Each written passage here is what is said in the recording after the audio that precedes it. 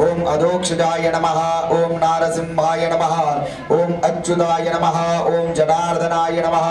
ओम उपेंद्राय नमः। ओम हरये नमः। ओम श्री कृष्ण परमात्मने नमः।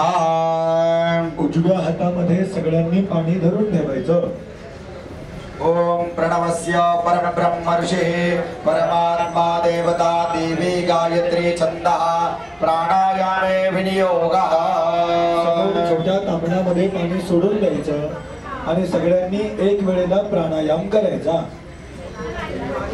ओम भूः ओम भुवः ओम स्वाहा ओम महः ओम जनः ओम तपः ओम सत्यम् गायत्री मंत्र पठनम् आपो ज्योतिरसोमृतम् ब्रह्म भूर्भुवस्वरो।